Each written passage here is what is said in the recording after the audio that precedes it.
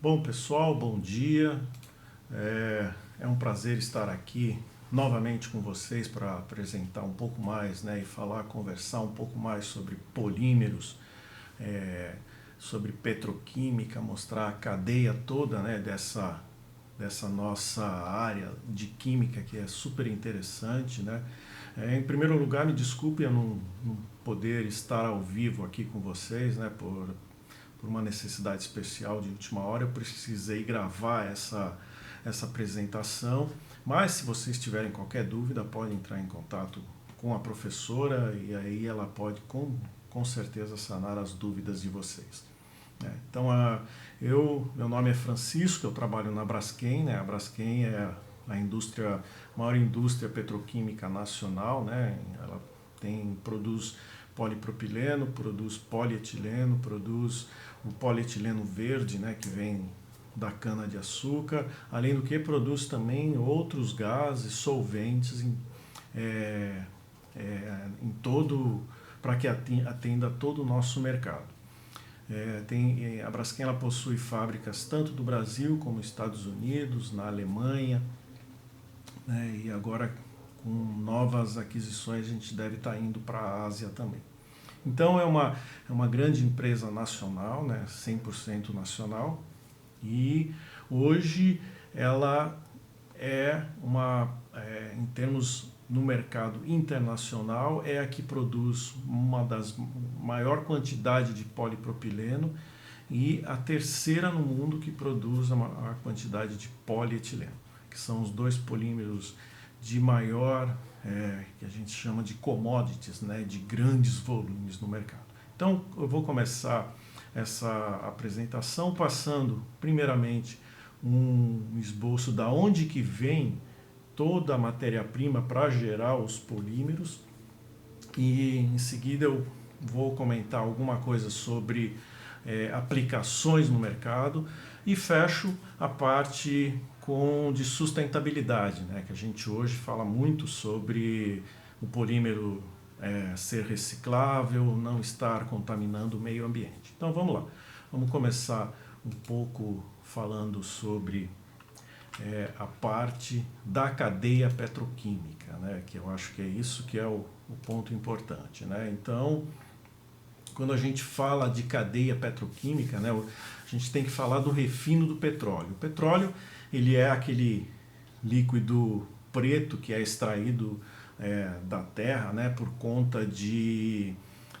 milhões de anos em que ele ficou lá armazenado sob condições de pressão e temperatura, que veio do depósitos, né, de materiais orgânicos, né, da época pré-histórica. Então, esse tempo todo sob pressão fez esse monte de cadeia de carbono que é esse líquido preto, né? Então, o objetivo principal que hoje a gente tem na Petrobras é efetuar a extração desse líquido preto, né, desse petróleo da terra, para ele,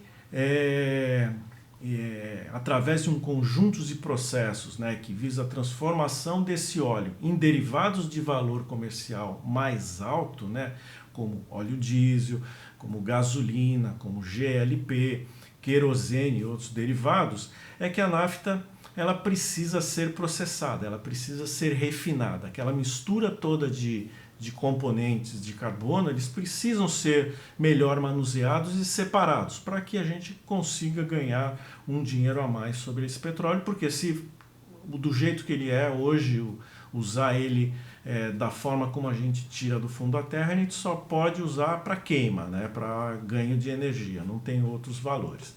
Então, a primeira etapa da extração é realmente essa retirada, né, e em seguida você passa pela refinaria, onde aqui, nesse momento, é que a gente, deixa eu botar aqui, é que a gente começa a obter melhores componentes, né?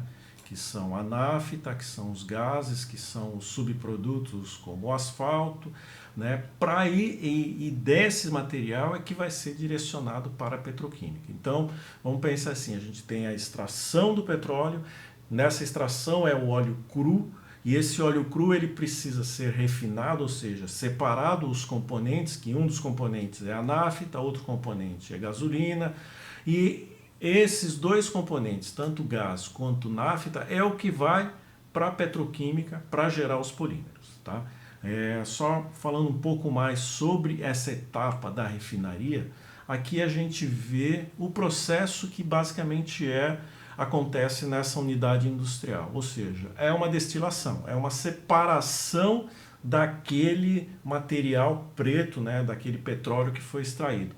E isso é feito numa coluna de destilação, como são multicomponentes que estão lá dentro, né, miscíveis, mas eles possuem volatilidade diferente, ponto de ebulição diferente, então você consegue separá-los numa coluna de destilação em diferentes componentes, que é isso que a gente consegue ver aqui. A gente vai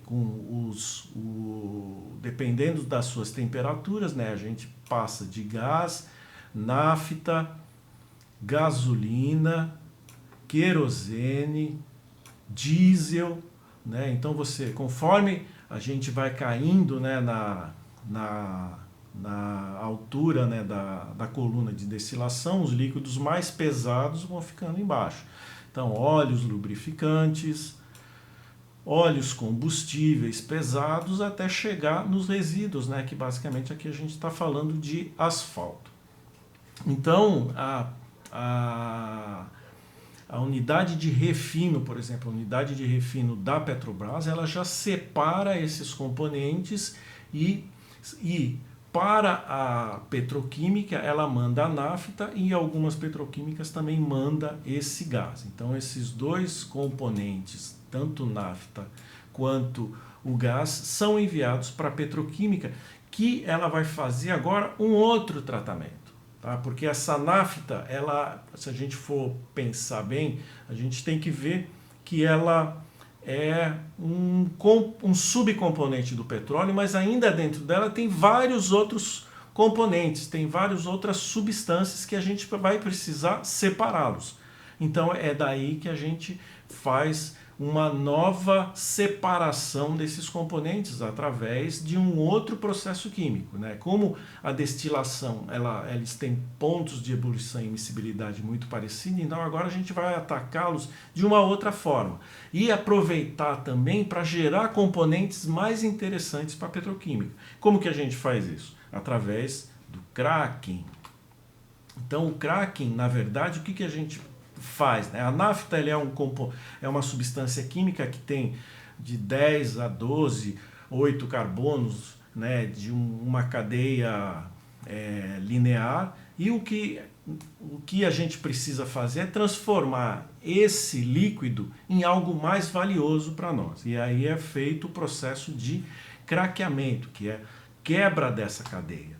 A quebra dessa cadeia, o que significa? Que através de catalisador, através de um processo térmico, a gente consegue quebrar a cadeia, então uma cadeia grande, que a gente visualiza aqui, em uma cadeia pequena. Então a gente vai ter uma cadeia aqui de propeno e uma cadeia de epitano. Então você vai ter uma cadeia que é muito interessante de propeno, porque propeno a gente já está vendo aqui uma dupla ligação. Essa dupla ligação ela é excelente para quê? Para polimerização, que é justamente nessas duplas ligações que você vai permitir que um propeno entre em contato com outro propeno e forme uma cadeia polimérica. Uma substância com cadeias, com ligações simples, você não consegue fazer essa ligação de polimerização. Então, o nosso principal efeito do cracking é obter esses componentes que têm um valor agregado bem mais alto. E como que é efetivamente esse cracking, né? Esse cracking ele nada mais é como um vaporizador, né? Um processo que constitui basicamente de uma reação de quebra dessas moléculas de alto peso molecular e de baixo valor agregado, isso que é o interessante. A gente vai transformar isso em moléculas de menor peso molecular e com alto valor comercial. Então é isso que se ganha com as centrais petroquímicas, né? Com isso a gente vai, o processo, né, ele através desse processo, né, que ele é basicamente térmico ou com uso de catalisador, né? A gente não pode esquecer que o térmico envolve altas temperaturas, então utiliza-se o leito catalítico basicamente para reduzir essa energia toda que se precisa, embora você ainda vá trabalhar aqui com temperaturas por volta de 500 graus. Então, você aqui trabalha com esse processo de quebra dessas grandes moléculas e aí no final você vai efetivamente ter essa quebra, depois você vai ter que separar, que entra numa outra coluna de destilação e aí a gente vai obter interessantes moléculas como propeno, né, que é o que a gente já viu lá atrás. A gente vai, desculpa, aqui é eteno, aqui é propeno, aqui é um butadieno, buteno, quer dizer, buteno é só uma dupla ligação, e cadeias aromáticas. Então esse é a grande funcionalidade do cracking, né? Da gente sair de uma nafta que tem um valor agregado mais baixo para, através desse processo químico, transformar as substâncias resultantes desse craqueamento em valor agregado mais alto. E com isso a gente tem uma nobreza, né, de substâncias a ser comercializada. Ok? Agora vamos ver o que o petróleo representa, né, hoje na nossa cadeia, né, de polímeros, de substâncias químicas, né, e tal. Então, vamos só recordar, nós temos a extração, temos o refino e depois a gente tem a central petroquímica que faz o craqueamento, né? Então, da extração do petróleo, aqui a gente vê esse gráfico de bola, né? Que da extração do polímero, 65% dele se destina à mobilidade, a transporte. E aí, olha, 92% é rodoviário, aquaviário é 2%, aéreo é 5%, hidroviário 1%.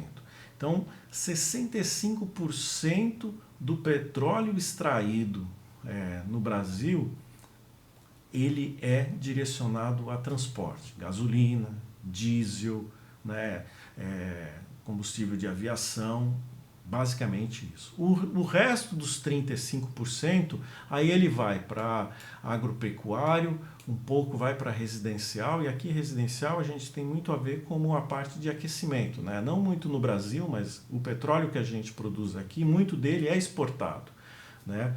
E por ser um petróleo mais pesado, ele é muito bom para aquecimento de casa, né? Como a gente vê agora, os europeus estão com esse receio na guerra da Ucrânia, né? Com a falta de óleo para aquecimento das casas, que é usado, que ali vem do petróleo. E um pouco vai 10% para a área industrial e uso não energético 13%. O que é esse uso não energético, né?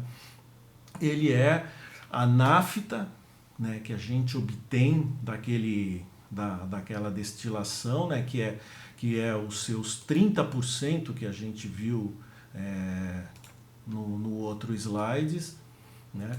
O asfalto vai ser correspondente a 14%, coque, né, que vai sobrar ainda mais 32%, solventes e outros 21%. Mas o que a gente interessa realmente é a nafta. E a nafta, quando a gente tira o que disso vai gerar o polímero, né? Então o que vai gerar de plástico a partir dessa nafta, aí a gente identifica aqui que somente 4% do petróleo extraído do meio ambiente é usado na produção de plástico. O restante vai ser utilizado, como mostrado lá em cima, para transporte, né? Para climatização, para produtos químicos, outros e produtos agropecuários. Então é incrível como a gente vê que O plástico hoje ele está em tudo que é lugar, mas somente ele só representa 4% da extração do petróleo. E o plástico ele é um negócio tão assim interessante, por quê? Porque ele é um produto leve, ele consegue hoje, você consegue fazer com plásticos coisas que você antes precisava de materiais muito pesados. Então não é de assombrar que esse valor ele vem com isso mesmo, né? Com essa proporção. Então na produção do plástico, né? Quando a gente pensa assim, a cadeia dele, né? Então ela passa pela extração, como nós já vimos, né? Essa é a parte que é hoje feita pela Petrobras, né? Em seguida, esse petróleo ele precisa ser refinado para que você tenha uma qualidade melhor das matérias-primas, então é as refinarias, né, onde é feito o refino do petróleo. E a nafta, que é o componente desse petróleo, ele vai para o que a gente chama indústrias de primeira geração, ou seja, é onde são as centrais petroquímicas, onde você faz o craqueamento da nafta para obter os gases que vai para uma outra denominação de fábricas que a gente chama de segunda geração, que recebe os gases. E esses gases são aquelas substâncias com cadeias pequenas, como propeno, eteno, buteno, todas com dupla ligação, para propiciar a polimerização e gerar um bem melhor. Então daqui essas são as empresas de segunda geração, que é onde se produz polipropileno, polietileno, PVC, EVA, poliestireno, todas são denominadas de segunda geração. E elas alimentam uma terceira etapa de processo, que são as indústrias de transformação, ou também chamadas de terceira geração. Ou seja, o que elas fazem? Elas pegam o polímero e transformam num bem comum. Ou seja, aquela garrafinha de água que é de PET, ela pega o PET polímero e transforma numa garrafinha, né? Aquele filme que a gente vê na sacolinha, ela pega o polietileno e transforma numa sacolinha. E essa que são as indústrias de terceira geração que vão alimentar o nosso mercado, que é aqui onde a gente se situa, né? Nós somos o mercado consumidor. Então vocês veem aqui o longo caminho que o plástico tem até ele gerar um bem comum, até chegar nas nossas mãos, né, como uma caneca, como uma peça de um automóvel, como uma mesa, como uma cadeira. Então todos esses bens comuns eles saíram lá do petróleo, foram refinados, foram craqueados, foram polimerizados, transformados até chegar na nossa mão. Ok? Em seguida, vamos falar então como que o plástico ganhou tudo isso, né? Por que o plástico hoje ele mostra toda essa utilidade bem interessante, né? Então a gente não pode esquecer que o plástico ele ganhou muita notoriedade por conta da própria versatilidade que ele tem, né? Da própria facilidade que ele tem de se fazer em diferentes formatos. Então, hoje você tem uma variedade muito complexa de formatos que você consegue fazer com o uso de plástico, desde um tubo, desde uma peça muito mais complicada, ou então uma garrafa, um tubo, ou um para-choque, ou uma capa de celular, ou um não tecido, né, que a gente chama de não tecido, mas é o que imita um tecido. Então essa variedade de formatos fez com que o plástico ganhasse muita utilidade no mundo, né? Além do que, o baixo peso dele, né? Quando a gente compara com outros materiais plásticos, né, o plástico ele é muito mais leve, né? E isso promove um número de vantagens muito interessante, né? Você consome menos matéria-prima para produzir o mesmo bem comum, menos energia para produzir, né? Antes, quando você precisava produzir um para-choque de automóvel, o aço que você colocava lá era pesado, a energia para fazer aquele para-choque naquele formato era altamente, consumia alta quantidade de energia, e hoje você vê que você faz um para-choque com um polipropileno carregado com cargas e ele promove uma resistência que aí a gente tem que ver, não é uma resistência mecânica igual ao do aço, mas ele tem que ter uma resistência para absorver a energia do impacto. Então, isso faz com que você consiga ter um material mais leve e ser propício ao uso final. Aqui a gente vê, né, um capacete, né, a segurança, né, que a gente consegue ter com o uso de plástico, né, ele é um material mais leve, não fica pesado, né, na cabeça, né, solados hoje, que substituindo solados de couro, né, solados mais leves, mais resistentes, né, com palmilhas que promovem um conforto maior para o atleta. Na parte de segurança, a gente não pode esquecer, como a gente falou de capacete para bicicleta, mas hoje a parte de segurança você consegue fazer materiais que resistem tão ou igual, né? Você vê um Kevlar tendo que é usado muito naquelas roupas à prova de bala, né? Esse material ele é muito mais leve e proporciona uma resistência para resistir a isso, né? Como a gente vê também nos vidros dos automóveis, sem falar, logicamente, na durabilidade, né? Hoje aqui a gente vê um tubo de plástico, né? Esse tubo, como ele vai... Todos os tubos que a gente usa nas nossas casas de plástico, eles têm que resistir pelo menos por 50 anos, né? Para evitar, logicamente, você, como eles sempre são tubos que estão internos às paredes, né? Para evitar esse quebra-quebra, eles têm que ter uma alta resistência. Então, o PVC, o polipropileno, o polietileno de alto peso molecular são materiais que hoje proporcionam essa durabilidade, né, e chegam até mais do que 50 anos para promover um bem do uso comum.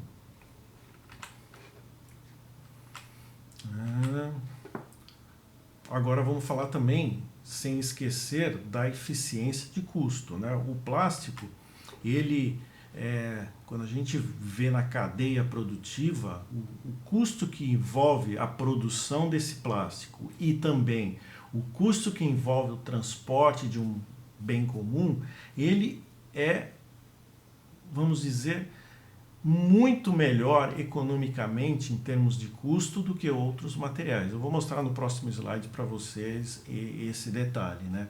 E a parte de proteção ambiental é algo que a gente tem que pensar muito bem na questão de sustentabilidade, né? Hoje, o impacto ambiental do plástico no ambiente, ele vem sendo muito acusado, né, por estar se mostrando contaminando o ambiente, mas a gente não pode esquecer que aquele plástico ele não foi parar lá sozinho, né? Alguém jogou aquele plástico, né? A gente precisa ter uma educação melhor de não jogar o plástico no lixo, na natureza, né? Teria que ser colocado em lixos específicos para o plástico, né? Que são os lixos para serem reciclados.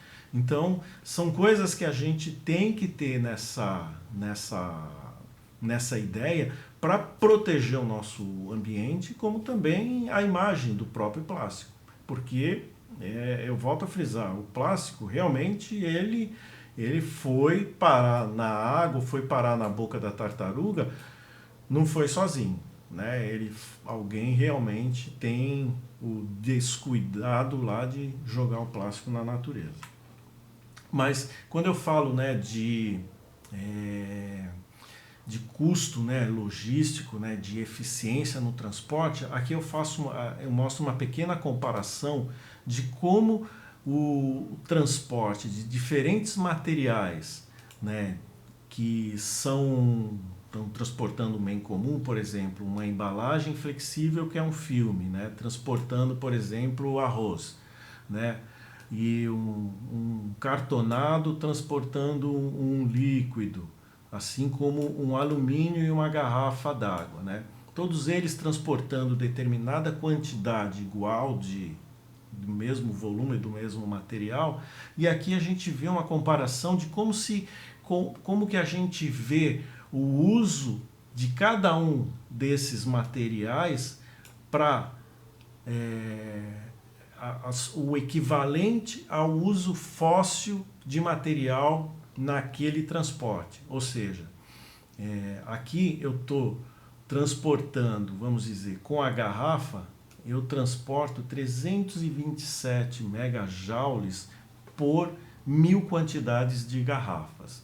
Sendo que aqui, com uma embalagem flexível, eu transporto 89 megajoules. Você vê como é diferente, né? Você vê que como o plástico, né, você ganha, você transporta uma diferença menor da energia que você usou para produzir aquele mesmo material. Isso se vale também para os gases, para a emissão de gases de efeito estufa, para o uso de água para produzir esses materiais, né? Você vê a garrafa, olha a quantidade de água que se utiliza para produzir essa quantidade de garrafa que vai transportar um líquido igual para todos os outros materiais. Então aqui são 210 mil litros para produzir essas 1000 garrafas. E aqui seriam 12 mil litros para produzir essas mesmas 1000 embalagens de flexíveis. E o que também é muito importante ver é que o peso, quanto que representa o peso da embalagem para o peso do produto dentro dela, né? Então aqui a gente vê que uma embalagem flexível, como ela é extremamente leve, ela representa 3% do peso da embalagem com o produto lá dentro, sendo que uma embalagem de vidro ela representa 35%. E quanto maior for essa quantidade da embalagem percentual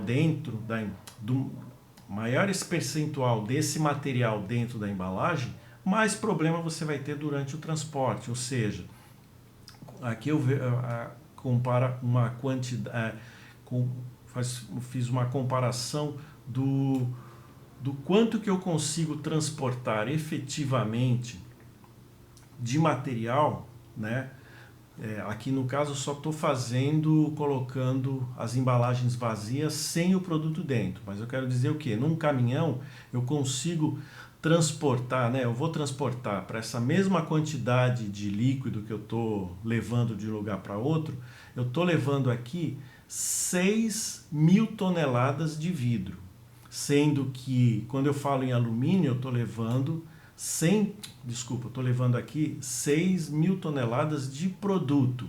E aqui eu estou levando 109.000 toneladas de produto. Sendo que com a embalagem plástica, de embalagens flexíveis, eu consigo levar mais produto porque ela é uma embalagem mais leve, então ela não pesa, logicamente. Ela representa só 3%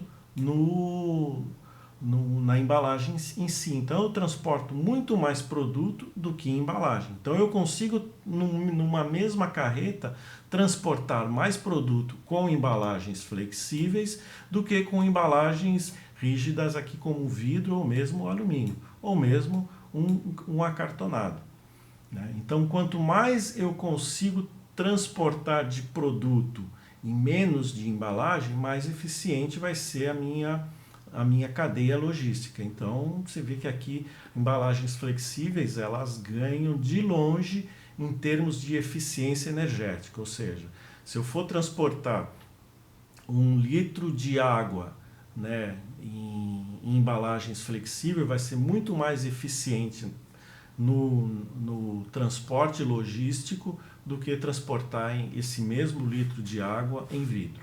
Eu vou gastar mais combustível, vou gerar mais CO2 para o meio ambiente para fazer o mesmo transporte.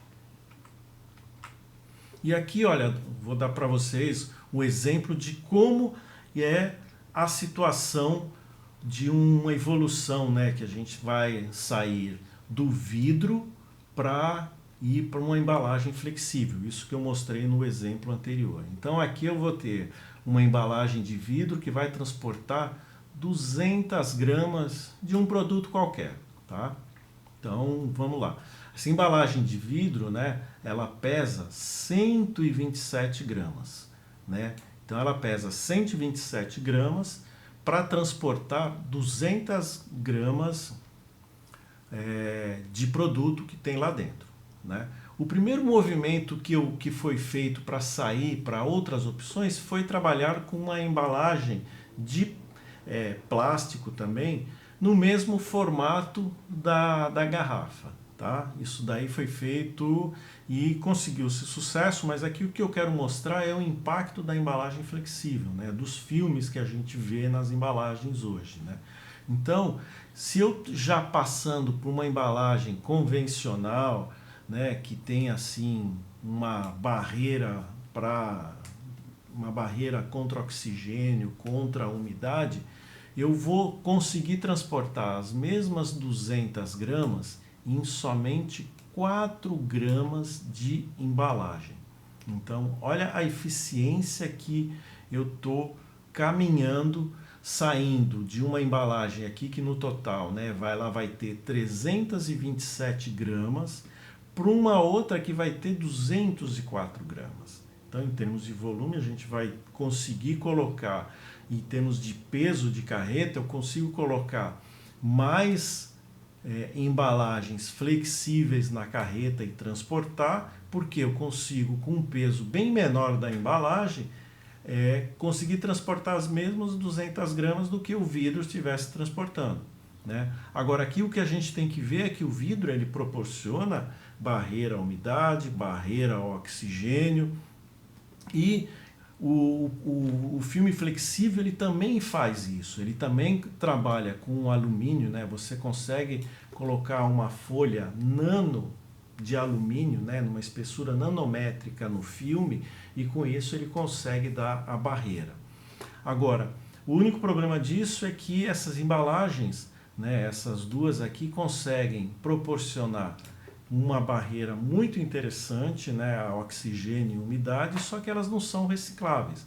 E hoje, né, os desenvolvimentos estão caminhando e hoje a gente já consegue transportar as mesmas 200 gramas de produto com um peso de embalagem um pouco menor que 4 gramas, mas que aqui eu considero 4 gramas também, só que ela sendo reciclável. Isso é que é a grande vantagem. Então, é uma embalagem reciclável que ela pode ser colhida na separação que a gente faz em casa e ela volta para o processo, ela não precisa ficar contaminando o meio ambiente. Então, aqui a gente vê a eficiência das embalagens plásticas, aqui eu estou falando mais embalagens flexíveis, frente a outros tipos de embalagens, no caso o vidro. E como que esse plástico, né, a gente vê nas nossas vidas, né? Aqui eu trago um exemplo do carro, né? A gente vê que aqui estou mostrando aqui uma evolução de quanto usado em quilos por carro na Europa. Pena que aqui não está tão legível, mas aqui é na década de 90, aqui 2010, aqui 2020, aqui em diferentes países da Europa. Tá? Então vocês veem que é cada vez maior o uso de plástico em automóveis. E é lógico isso, né? Se a gente for ver hoje o que a gente vê de peças nos automóveis, peças plásticas que a gente vê nos automóveis, elas proporcionam a mesma resistência de outros materiais, né?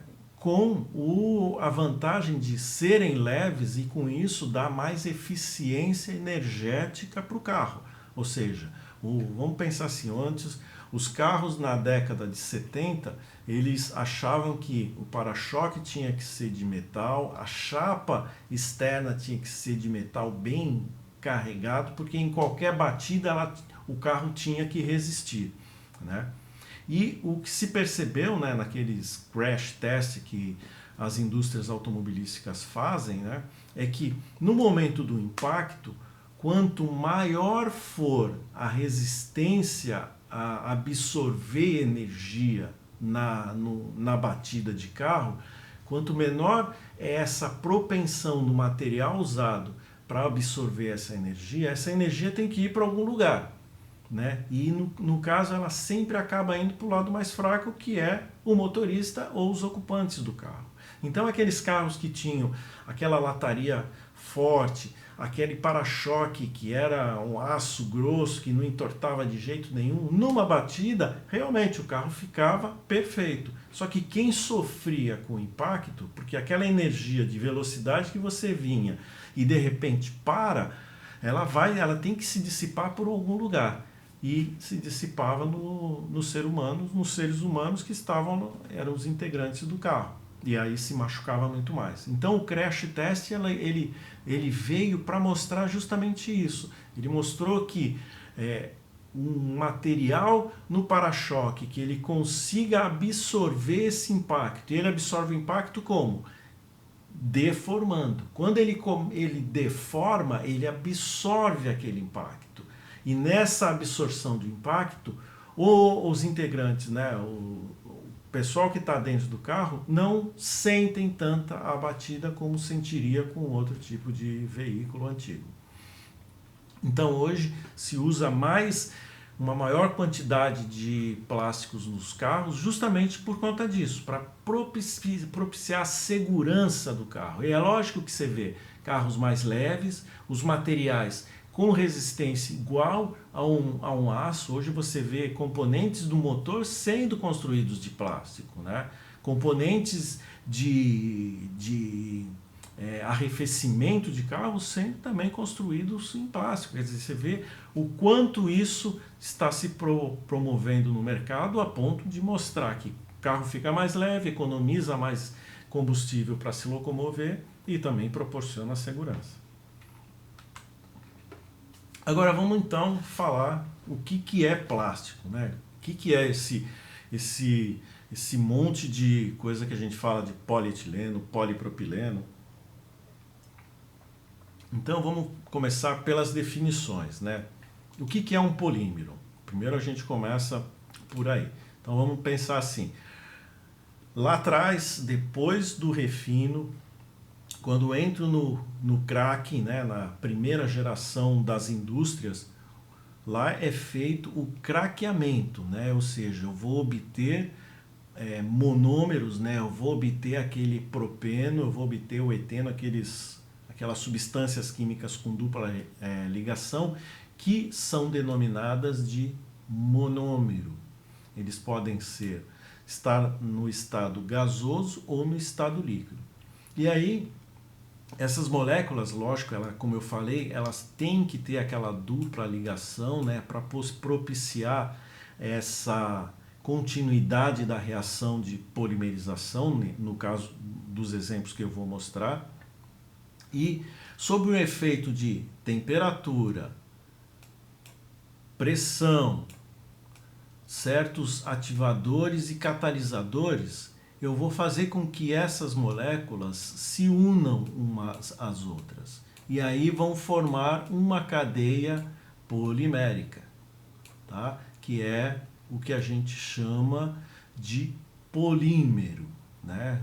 Polímero vem de vários meros monômeros, né? Então o polímero justamente é isso, né? É a união de vários monômeros formando uma cadeia polimérica. E esse tipo de reação, né, de cadeia, ela pode ser tanto por adição, por condensação. Existem outras reações de polimerização que a gente vê no mercado, mas eu quero enfatizar basicamente essas duas, né, que é a adição e de condensação.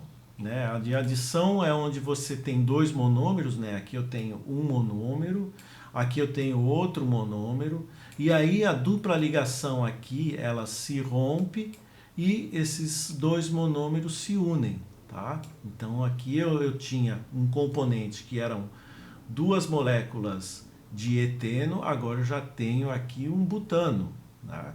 Certo? E isso ele vai se ligar a outros propenos, a outros etenos, né? Outras moléculas dessas daqui vão se ligando aqui em volta e vai crescendo a cadeia. Tá? Na polimerização, é isso que se chama de polimerização de adição. Você simplesmente está adicionando uma molécula à cadeia que está se formando. Na polimerização por condensação, há uma reação similar a essa, só que diferente da adição, ela também proporciona o incremento da cadeia, né, que está se formando, mas existe sempre a geração de água, né? Então é o que chama-se de uma reação de polimerização por condensação, né? Aqui a gente vê duas moléculas do hidrogênio de uma com o oxigênio, proporciona uma ligação, né? Aqui o hidrogênio daqui com o outro hidrogênio da outra cadeia, então proporciona uma reação em que gera-se essa água que sai do sistema e a molécula de metano aqui, né, o radical metil, ele liga os dois componentes aromáticos. Então essa geração de água é o que se faz, que chama de condensação. E essa não precisa ser só água, né? Pode ser outros componentes, como também a amônia também e outros componentes que são eliminados desse tipo de reação, que você forma uma cadeia e elimina outra, então é dito uma reação de polimerização por condensação. Vamos então entrar um pouco mais em detalhes nessas tecnologias de polimerização. Aqui eu vou trazer para vocês uma polimerização, por exemplo, de eteno, para a gente produzir um polietileno. Tá? Então, como que eu faço com que aquela cadeia que tenha lá a dupla ligação, como que eu faço para ela efetivamente quebrar, né, essa ligação da dupla, né, para propiciar depois o processo de propagação dessa reação. Então eu uso um iniciador. Tá? Esse iniciador geralmente é um peróxido, como a gente vê aqui, né? Peróxido, eles são um componente que tem dois oxigênios, que a ligação entre os oxigênios é bem debilitada, é bem fácil de você quebrar aquilo lá através de temperatura. Então você quebra essa ligação e você forma um centro ativo, né, que é o catalisador. Esse catalisador, esse centro ativo, né, essa bolinha vermelha daqui, ele vem e ataca a dupla ligação. Justamente quebra aquela dupla ligação. E aí ele, logicamente, se incorpora a molécula de etano, né, que se formou, mas agora a molécula tem um ponto, um radical ativo lá, um radical livre, pronto para reagir com outra dupla ligação, que é o que ele acontece aqui. Ele vem e ataca outra molécula de eteno. E assim é o que a gente chama de reação de propagação. E assim vai gerando uma nova molécula, né? Essa molécula vai crescendo, sempre mantendo um radical ativo numa das pontas. Então ele vai crescendo a molécula e vai sempre aumentando atacando as outras moléculas de eteno que estão presentes no meio. Isso termina até que ela encontra uma outra cadeia grande que tem o mesmo radical e eles, vamos dizer, se equilibram, né? Eles se anulam um com o outro e é o que a gente tem uma reação de terminação. Então essa é um tipo de reação que se produz o polietileno hoje, né? Para você produzir esse polietileno, ele é feito em altas temperaturas, né? Você hoje não tem assim um controle muito boa da reação, ou seja, você faz uma cadeia linear de um lado, mas ela pode ser ramificada ou várias vezes ramificada, e é por isso que se chama esse polietileno de baixa densidade. Tá? Ele é obtido através de alta pressão num reator. Esse reator ele trabalha com pressões de 1.200 até 1.900 atmosferas. São pressões extremamente altas para possibilitar a efetividade da reação.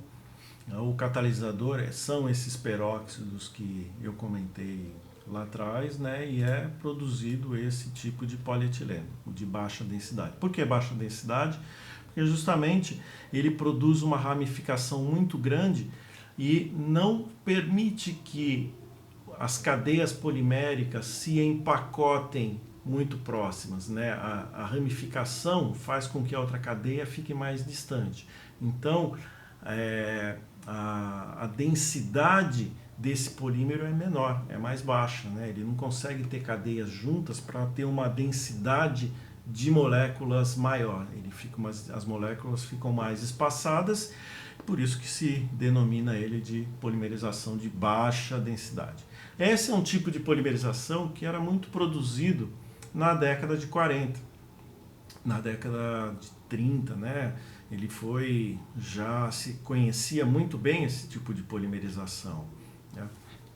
Na Segunda Guerra ele aumentou ainda mais o uso desse tipo de polímero, né? Que ele não deixa de ter as suas qualidades para uso final.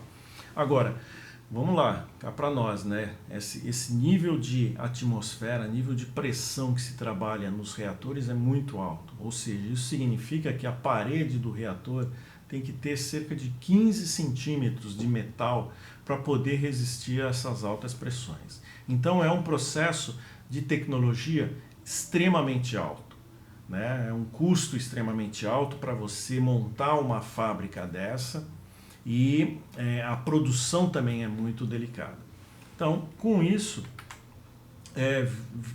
outros pesquisadores começaram a verificar outras formas de ter uma polimerização mais controlada, com uma pressão mais baixa e temperaturas mais baixas também. A temperatura que a gente está falando lá é por volta de 800 graus, também extremamente altas. Então, isso foi feito através desses dois pesquisadores, né, o Carl Ziegler e o Giulio Natta, um alemão e o outro italiano. Eles bolaram um novo sistema catalítico que não fosse a base de peróxido, mas que fosse outro que promovesse também essa junção dos monômeros. Então foi o que denominaram, eles ganharam o prêmio Nobel, né, em 1962, e é o que se denomina de catalisadores Ziegler-Natta, né? Então são catalisadores à base de titânio, né? São esses componentes da tabela periódica, né, do grupo 4 a 8. Então são titânio mais os componentes organometálicos, né? Organometálicos são um componente orgânico, né, com um metal, no caso aqui o alumínio. Então esses componentes é a base do catalisador Ziegler-Natta, que propiciou reduzir pressões de 1.200 para hoje a gente trabalha numa reação em estado líquido em torno de 40 atmosferas. Então você vê o que se conseguiu reduzir de pressão. Desculpa, 40 não, 15 atmosferas. Então hoje absurdamente, hoje os vasos para um reator para fazer uma polimerização usando o catalisador Ziegler-Natta, ele pode ter uns 2 centímetros de espessura frente aos 15 que era antes da reação do polietileno de baixa densidade.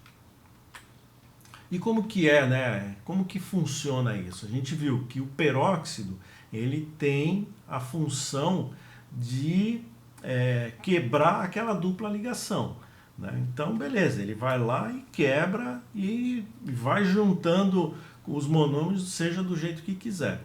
Agora, quando a gente fala em Ziegler-Natta, como que ele faz, né? Como que ele trabalha? E, se a gente, e o que acontece, basicamente, é muito similar à reação do peróxido, só que com uma diferença. Ele trabalha também de uma forma espacial. É isso que é o importante da reação do Ziegler-Natta, né? Dos catalisadores Ziegler-Natta. Então ele tem aqui o sítio ativo, né? Então o que tem nesse sítio ativo? Aqui é o titânio, tá? Aqui são os cloretos e aqui é o metal presente no catalisador. Lembra que a gente falou que era titânio e um organometálico, né? Então eles estão representados aqui e estão dessa forma. E aqui está uma molécula de propeno, tá? Essa molécula de propeno, quando ela chega num ambiente propício de reação, né? Tem o catalisador, tem propeno, tem temperatura e tem pressão, ela se aproxima do sítio ativo do catalisador espacialmente determinado. Isso é que é importante na reação do Ziegler-Natta, né? Ou seja, a forma como ela se ajusta para encaixar e começar a reação é sempre de um mesmo jeito, tá? Então você vê aqui tem uma molécula chegando, ela vai fazer essa ligação, né, com o polímero, né, o polímero com o catalisador, né, o sítio ativo, e a próxima molécula que chegar, ela vai chegar da mesma forma que chegou a anterior. Então, e é isso que faz com que as moléculas todas imitem a anterior. Esse é o objetivo do catalisador. Ou seja, ele não vai fazer com que a reação ocorra de qualquer jeito, como no caso do peróxido. Lembra no peróxido que você tinha a reação, a cadeia principal, mas você tinha também as ramificações, que por isso dá uma densidade mais baixa do polímero. Aqui não, aqui ela vai fazer ela toda certinha, toda de um mesmo jeito. Como que isso faz, né? Vamos ver aqui na reação do polímero, né? Então a gente tem aqui dentro de um reator, tá? Vamos supor, a gente tem aqui esse ambiente do reator com a molécula de propeno aqui, tá? A dupla ligação tá aqui, né? Não podemos esquecer. E vamos colocar catalisador, temperatura e pressão. Então, esse é o ambiente que a gente vai trabalhar. Então, como que isso acontece? Então, tem lá um monte de propeno lá dentro, né? Um monte de monômero. E aí você agora vai colocar catalisador, temperatura e pressão. Como que isso vai ocorrer? Então, entra as moléculas dentro já estão dentro lá, desculpa, do reator e vão começar a reagir com o catalisador, né? Só que é uma reação coordenada, como se fala, né? Ou seja, como eu falei anteriormente, né? Aqui, né, a gente vê a molécula de propeno, né? Aqui tem uma, aqui tem outra. Então, você vê que ela entra sempre da mesma forma, né? Sempre da mesma forma. Então sempre vai ter o rabo do propeno, né, o radical metila, sempre orientado para o mesmo lado. E isso faz com que esse polímero tenha uma cristalinidade mais alta. Por quê? Porque ele consegue agrupar-se melhor um com o outro. E com isso, se agrupa maior, a densidade de cadeias é maior, com certeza a sua densidade também vai ser mais alta. Tá? Existem vários tipos de polímero que você faz aqui, dependendo de como que você coloca, né, o catalisador e os outros componentes de reação. Então você obtém ele na forma, o polipropileno na forma isotática, na forma sindiotática ou na forma atática. Tá? Cada um tem a sua utilidade, cada uma vai ter o seu destino final para aquele processo que se precisa fazer. Então a gente vê que tanto o isotático quanto o sindiotático são materiais cristalinos, tá?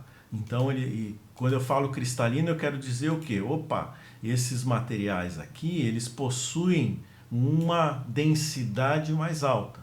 Ele é cristalino, ele vai compactar melhor as cadeias. Esse aqui já vai ser mais amorfo, então ele vai ter uma densidade mais baixa, tá? E tem outras propriedades mecânicas. Então depende como que você quer trabalhar o seu polímero. No caso aqui a gente está falando de polipropileno. Você estabelece produzir mais desse aqui e menos desse. Para determinar, para uma outra aplicação, você pode produzir um pouquinho mais desse aqui. E aí você vai ter outras propriedades mecânicas e outras para atender diferentes processos de produção. Tá?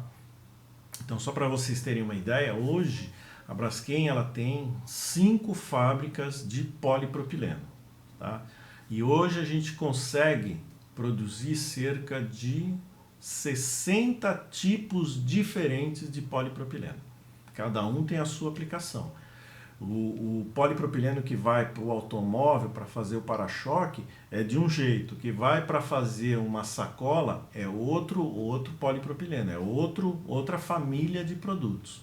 Então você trabalha isso na reação com o catalisador e depois mais para frente a gente vai ver que trabalha também com certos aditivos para dar uma propriedade mais interessante para a cadeia polimérica. Vamos lá, quando a gente fala em polímeros, né, vamos fazer uma comparação aqui rapidamente, né? Aqui eu tenho uma molécula de eteno, né? Eteno, só relembrando, são só 2 carbonos, tá? 1 e 2, com uma dupla ligação entre eles, tá? O resto é hidrogênio. A molécula de eteno, ela pesa 28 gramas por mol. Se eu juntar 10 moléculas dessas de eteno, né, e tiver o que a gente chama de decano, que são 10 moléculas de carbono, 5 moléculas de eteno, que vão ser 10 moléculas, 10 átomos de carbono. Vou ter aqui o decano, são 10 átomos de carbono ligados por simples ligação, e ele pesa 142 gramas por mol. Agora, quanto pesa então um polietileno, né? Então é isso que a gente vê aqui, né? Um polietileno, ele pesa de 80 mil a 8 milhões gramas por mol. Então é aí que você trabalha com diferentes polímeros e tudo é polietileno no caso, né? Então, quando a gente fala, eu quero trabalhar com um polímero para injetar uma peça, um copo, quero injetar um copo. Então você vai trabalhar com polímeros com um tamanho de cadeia por volta de 80 mil gramas mol. Mas se eu quero fazer um filme que passa por um processo de extrusão, então o mais adequado já são polímeros com 800 mil gramas mol. Então a gente está falando aqui, ó, a gente estava falando de um decano de 142, agora a gente já está falando em 1000, né, que são cadeias extremamente grandes, né, e aí você chega a ter até um polietileno de ultra alto peso molecular, que é usado hoje muito para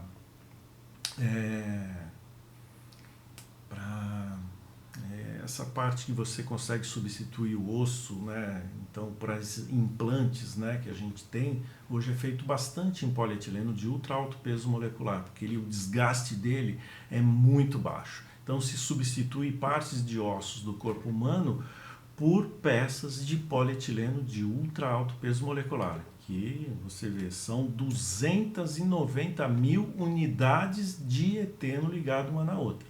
Aqui a gente está falando de 5, né?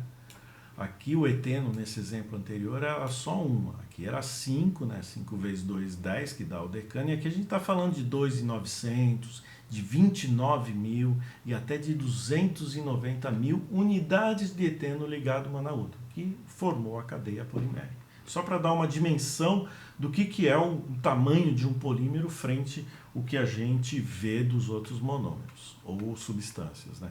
A gasolina, ela tem 8 carbonos, 7 carbonos, entende? Ela é mais baixa que o decano, para vocês terem uma ideia.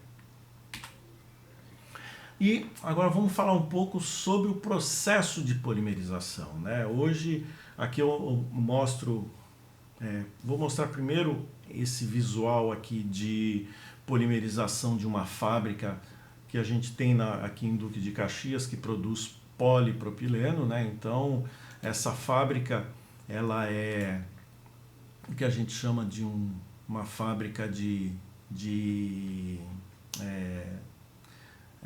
reação em fase líquida, ou seja, o propeno que a gente recebe, né, que a gente promove a reação é numa fase líquida, não é? Existem polimerizações que se fazem em fase gasosa e essa que a gente faz é em fase líquida. E é uma reação de polimerização por adição. Então a gente recebe o propeno, né? O propeno vem líquido da central petroquímica, né? Que, lembrando, o propeno veio da nafta, a nafta veio do petróleo, né? Então esse propeno veio da central petroquímica, ele vem no estado líquido, é um gás de cozinha. O gás liquefeito de petróleo tem muita semelhança com ele. A única diferença é que o gás liquefeito de petróleo tem outros gases lá dentro. Tem, além de propeno, ele tem propano, tem etano, tem metano. Então ele tem outros gases, mas o bujão que você pega lá, você vê que ele é líquido, tem um líquido lá dentro, é o que a gente recebe e é estocado numa esfera. Esse propeno ele tem que passar na sequência por umas unidades de purificação, né? Você tem que eliminar o máximo de água, o máximo de componentes polares, que isso daí tudo contamina os catalisadores englenados. Então isso é feito em diferentes vasos de purificação para a gente chegar a nível de partes por bilhão de alguns componentes. Isso é o que é permitido para essas substâncias. Em seguida, nós vamos para a unidade de pré-polimerização, onde você pega o catalisador, que é aquele cloreto de titânio, você recobre ele, né, aquela partícula, com uma pequena camada de polipropileno para ele resistir melhor às condições de polimerização que vem a seguir. Então você tem essa etapa de pré-polimerização e em seguida a etapa de polimerização. Essa que é um reator onde você joga as substâncias lá dentro sob temperatura, pressão, catalisador, agitação e vai ocorrer a polimerização.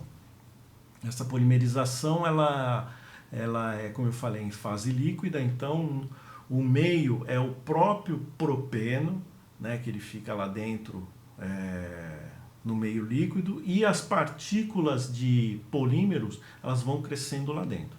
Na sequência você tem que separar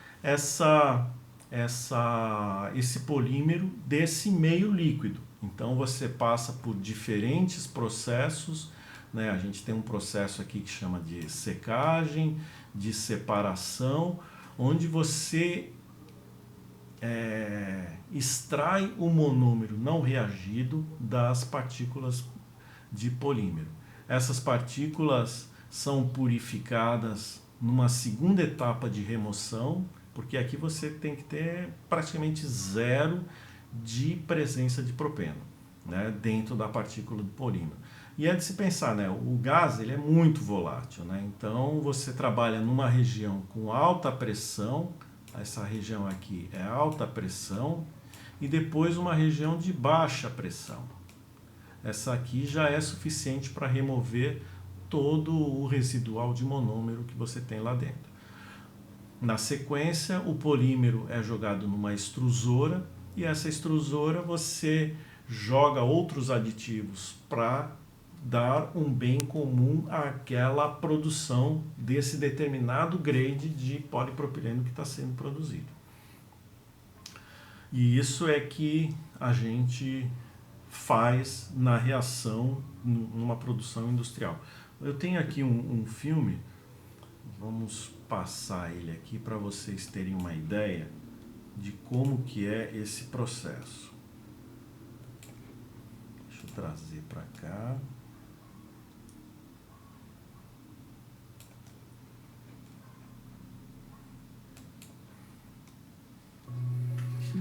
Então, está mostrando aqui um processo similar, né, de polimerização. Aqui a gente vê o reator, né?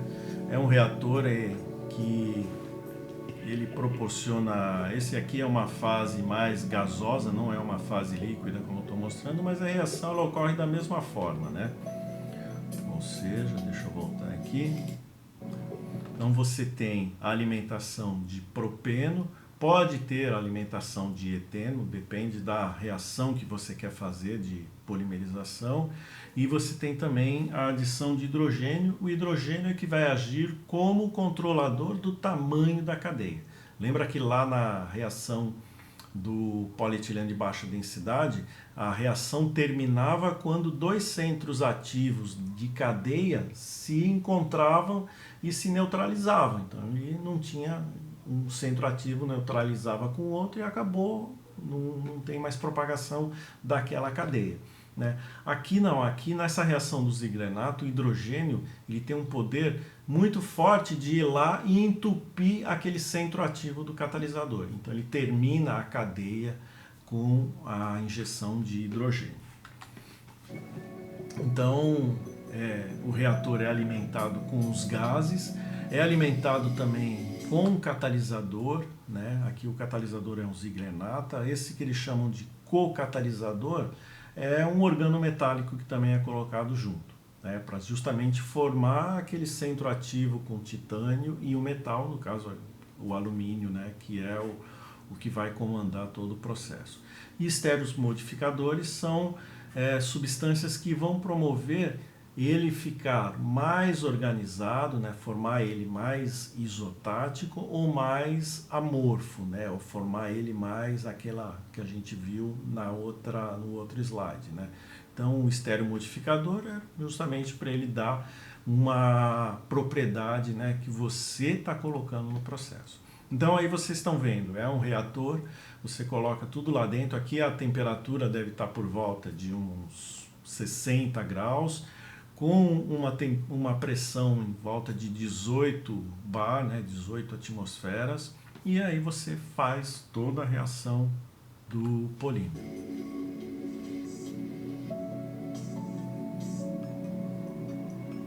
É um vaso agitado, né? Você tem que ter uma boa homogeneização.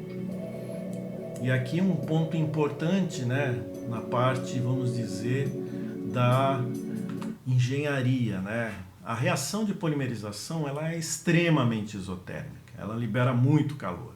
E se você não controlar o calor da reação, o que acontece? Essa reação ela dispara. Então você tem que controlar, como eu falei, em 60 graus, tem que ser em 60 graus. E como é que se controla a reação de polimerização no caso aqui? Então você pega o próprio gás que você usa lá dentro, você tira ele do ambiente do reator, né? E quando você tira esse gás do ambiente, você está reduzindo a pressão do reator. Só que isso não acontece porque você tem que manter a reação sobre aquela pressão. Mas para você retirar o gás, para caminhar pela essa tubulação de gás reciclado, você precisa fazer com que o gás seja evaporado do reator. Então essa linha de gás reciclado é uma linha realmente de gás de propeno que deve voltar para o reator.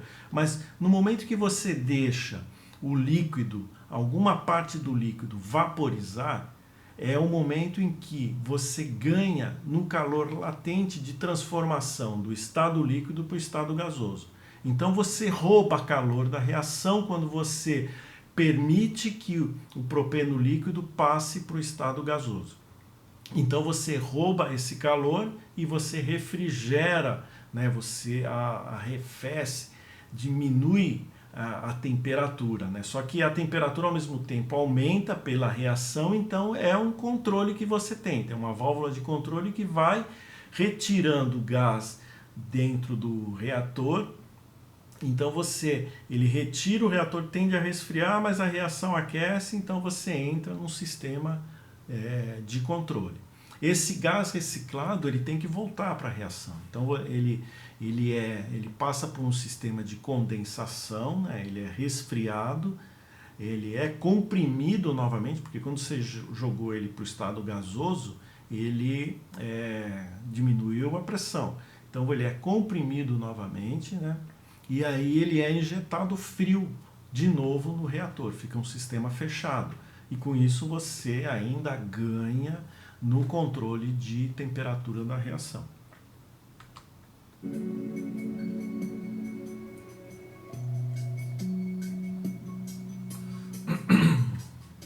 E aí o que sai agora, né, é uma mistura, né, de polímero, monômero, que é o gás que vai junto, né, carregar o polímero, que é descarregado do reator. Aqui a gente está vendo, é um processo contínuo. Continuamente está entrando propeno, hidrogênio, catalisador, continuamente está sendo retirado polímero por cima. Então é uma reação que é contínua. Essas fábricas elas trabalham 24 horas direto, produzindo direto. Não é um processo embatelado.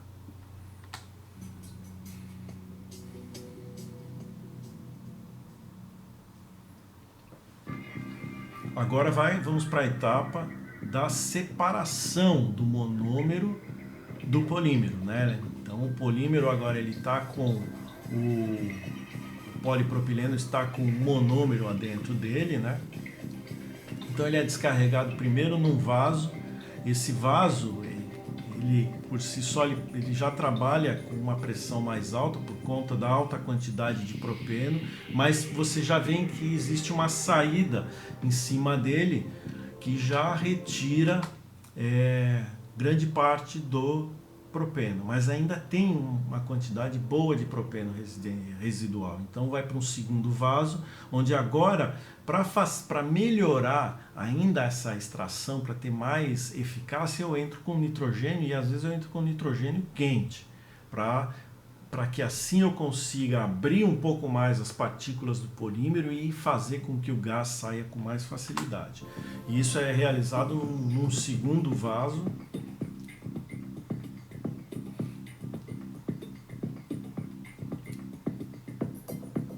E em seguida o material já está pronto para ser utilizado no processo seguinte. Tá? Então uma coisa que vale a pena lembrar é que todos os gases que saem desses vasos, né, eles são recuperados, lógico, eles não podem ser queimados porque é propeno.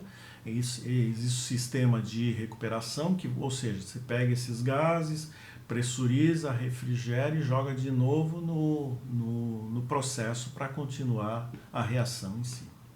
E nesse último vaso, que a gente já vê, né, ele branco, já é a resina final, ela já está purificada, já não tem mais resíduo de monômero, e agora ele vai para a segunda etapa, que eu vou colocar os aditivos. Por que aditivos? Porque cada aplicação que eu entro com um polímero, eu preciso ter uns aditivos antioxidantes para que aquele polímero ele possa permanecer, né? Ele possa sofrer processos de transformação e com isso ele resistir temperatura, ele ter uma melhor propriedade mecânica, ter uma melhor propriedade ótica. Tudo isso eu vou conseguir através da incorporação de aditivos. Então isso é feito agora numa terceira etapa que a gente chama de extrusão desses polímeros.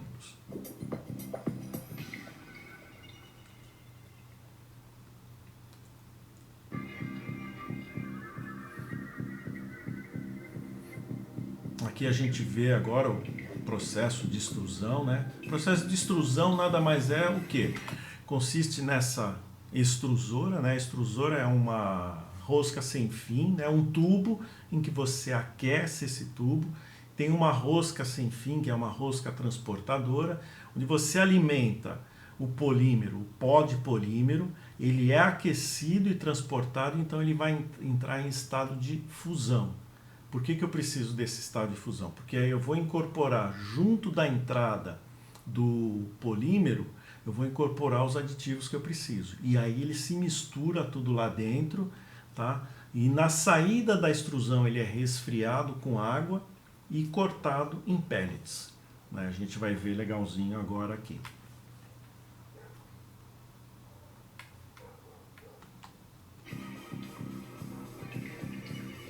Então olha o polímero já entrando junto com aditivos, tá? Essa água que eles colocaram, isso aí não existe no processo de polimerização nosso.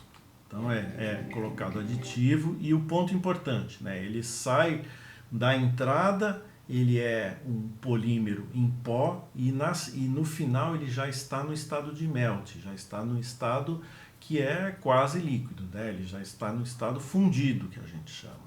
Né? E aí essa incorporação de aditivos ela é muito mais eficiente.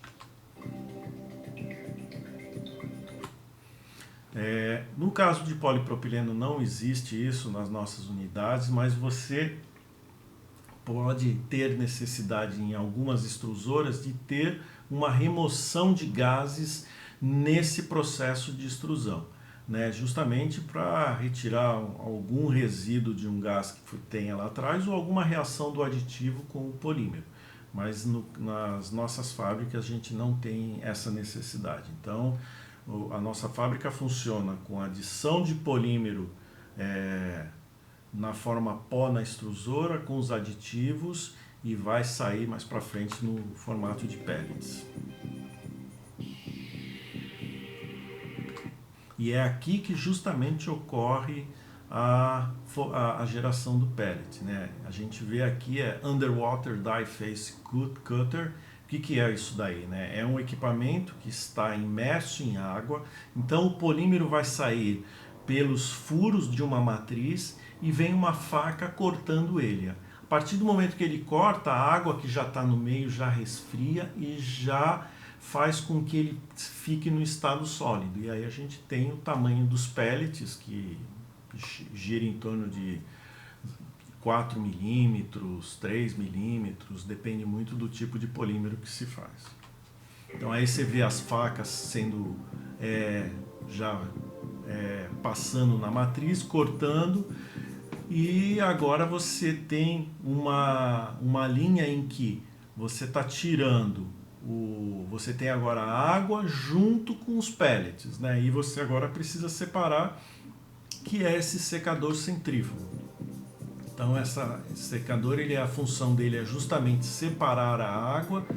Essa água, logicamente, você reaproveita e em seguida você tem o polímero seco para ser colocado num silo de mistura e aí ele ser, logicamente, transportado para outros silos, né? Aqui você tem uma parte de homogeneização, né? Que você trabalha com um lote hoje de polipropileno, ele é de 250 toneladas, então você enche um silo com 250 toneladas, eles são vários silos que existem no processo, né? Então esse silo cheio, aí ele abre a extrusora para encher o outro silo, então vai enchendo outro silo e aqui você começa a homogeneizar, que é esse sistema, você entra com ar e fica girando no loop dentro do próprio silo. Então em questão de 3 horas você tem o silo todo homogêneo em termos de propriedades.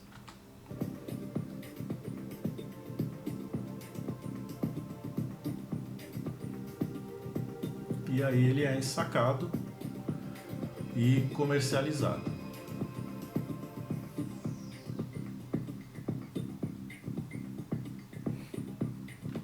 Então esse é todo o processo basicamente de polimerização Como eu mostrei na unidade de Duque de Caxias, esse é um processo também muito similar, que envolve reação de polimerização, purificação do monômero e extrusão com adição dos aditivos para cada aplicação que você queira.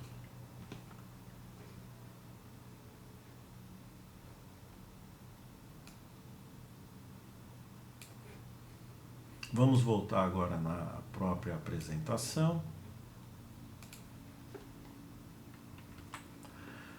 E aqui é o tamanho dos pellets que eu estava falando, né? Esse é os polímeros que basicamente aqui é um polietileno, né? Então ele é mais granular dessa forma, mas esse é mais ou menos o tamanho que a gente obtém das nossas extrusoras.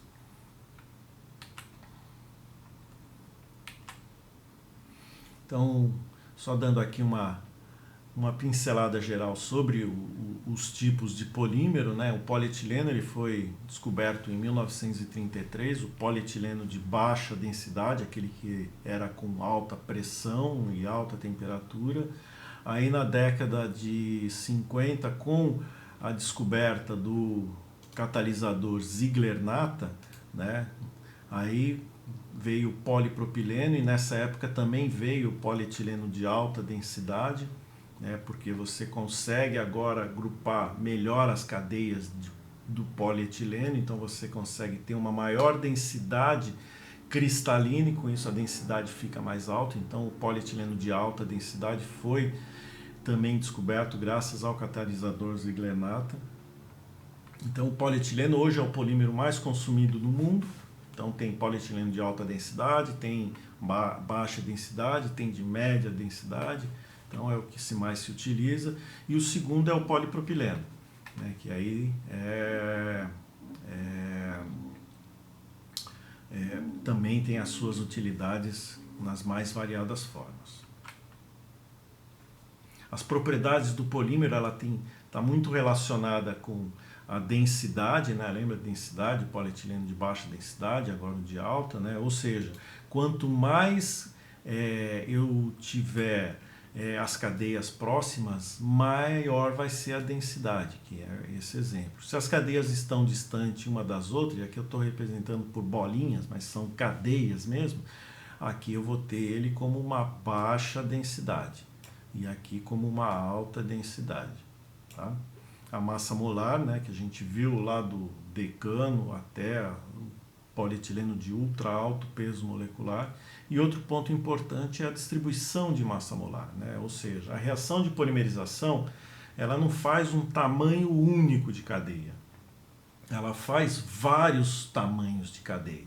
E no final você vai ter uma distribuição normal de tamanhos de peso molecular. Então, dependendo como que essa distribuição normal, se ela for muito larga ou for muito estreita, e isso quem tem grande influência é o catalisador. O catalisador ele vai propiciar fazer cadeias muito parecidas ou não. Então, quando você faz cadeias muito parecidas, você vai ter de mesmo tamanho, você vai ter uma distribuição de massa molar estreita. Quando você faz ele mais aleatório, você vai ter uma distribuição larga. Cada aplicação de polímero vai necessitar ou uma distribuição larga ou uma distribuição estreita. Então agora vocês entendem porque, em termos de polipropileno, a gente tem 60 grades diferentes, né? Porque a gente tem que ter densidade, tem que ter massa molar, né? O tamanho dela, né? Tem que ter também distribuição de massa molar e fora os aditivos. Então a cristalinidade tem a ver justamente com o empacotamento, né, das cadeias. Então o que eu quero ressaltar aqui, né, que as cadeias aqui elas estão bem juntas uma na outra, né? Então quanto mais similar for a cadeia, maior vai ser a cristalinidade do polímero aqui. E isso, cristalinidade, ela tem a ver muito com a aplicação final. Quanto mais cristalino for o produto, maior vai ser as suas propriedades mecânicas. Ele pode quebrar, mas ele pode resistir à deformação muito melhor. Depende muito como que você constrói. Então, cristalinidade é outro ponto super importante no polímero. E aí, no caso de polietilenos, né, a gente vê aqui as diferenças que tem no caso de cristalinidade para polietileno. Então, a gente lembra que a gente viu as cadeias ramificadas do polietileno de baixa densidade, elas possuem grande ramificação e isso faz com que uma cadeia fique mais distante da outra. Por isso que a gente chama de baixa densidade. Né? Enquanto que uma cadeia de alta densidade, ela não tem ramificação. Ela é uma cadeia que tem uma densidade mais alta. E aí você tem os intermediários, onde você pode colocar ramificação forçada dentro do polímero, né?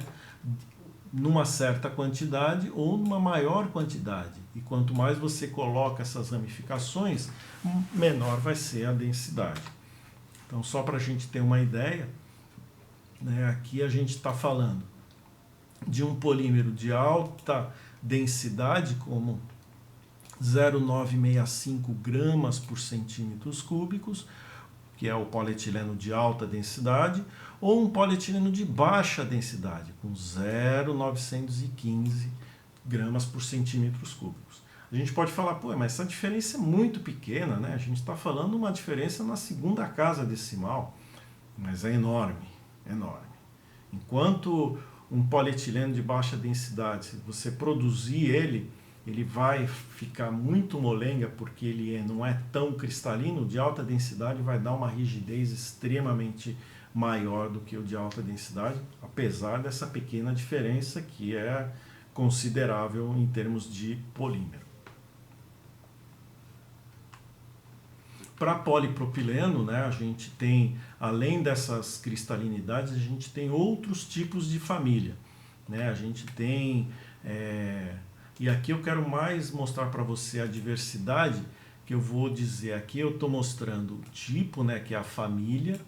Vou falar sobre índice de fluidez. Índice de fluidez é mais sobre tamanho de peso molecular, ou seja, ele trabalha ao contrário, tá? Quanto maior o número do índice de fluidez, menor é a cadeia, tá? Então a gente vê aqui que na família do homopolímero eu tenho de 0,8 a 80 gramas por 10 minutos, que é uma análise que se faz de tamanho do tamanho da cadeia. O copolímero randômico vai de 1,5 a 50. Então você vê, eu tenho hoje tem assim uma quantidade de resinas diferentes que tem essa diferença de tamanho de peso molecular, de 0,8 até 80. Né? E isso, cada uma vai propiciar uma característica mecânica ótica diferente. Então, se eu estou falando em rigidez, o bom para mim é usar um homopolímero, porque ele tem uma cristalinidade mais alta. Se eu quero uma transparência, eu quero um produto com uma cristalinidade mais baixa, que ele seja mais amorfo. E aí eu vou para a família dos copolímeros randômicos, que proporciona uma transparência bem interessante. Mas o problema é que transparência e rigidez, eu às vezes preciso ter também resistência ao impacto. E quem me dá resistência ao impacto é o copolímero heterofásico, que esse sim, nas temperaturas ambientes e nas baixa temperatura, ele proporciona muitas coisas interessantes para o polímero. Então, por exemplo, pote de sorvete. Hoje, pote de sorvete ele é produzido com polipropileno. Só que ele precisa resistir. Se ele cair no chão, ele não pode quebrar. Então, o material que eu uso é um copolímero heterofásico. Agora, não, agora eu quero um material que seja muito transparente, para que eu veja, né, uma garrafa de polipropileno, um copo de polipropileno. Opa, para ele ser transparente, então eu vou trabalhar com um copolímero randômico. Filmes, o filme, como ele tem uma espessura baixa, ele já é transparente, eu posso trabalhar com um homopolímero, porque o homopolímero me dá uma rigidez no filme. Então, é esse balanço de rigidez, transparência, resistência ao impacto que faz com que eu decida qual é o melhor produto a ser indicado em cada aplicação final. Então, aqui eu mostro algumas aplicações, né? O polipropileno hoje, bastante utilizado também em fibras, né? É um processo de extrusão em que você faz a fibra, você estica ela, né? Fia a fibra e aí depois você entrelaça para fazer diferentes aplicações, né? Então aqui a gente vê aplicações em não tecidos, né? Hoje na área médica você consegue fazer esse não tecido com uma sensação que parece de tecido. E o bom é que ele pode ser fino o suficiente e ter uma malha, né?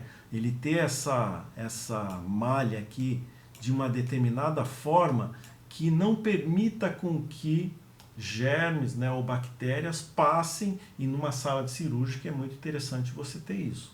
Né? Então, hoje se utiliza muito em sala de cirurgia esse tipo de não tecido, porque ele é descartável. Né?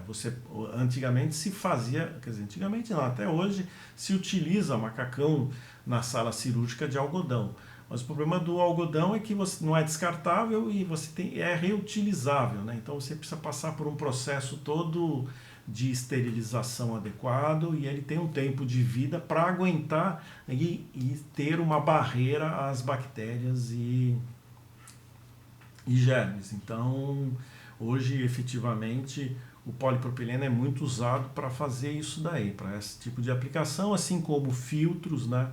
Você consegue também, essa gramatura de fiação, você consegue fazer esses filtros. Hoje é usado 100% em fraldas descartáveis, né? Em absorventes femininos, em cordas, né? Então, na parte de fibra se utiliza muito polipropileno, muito.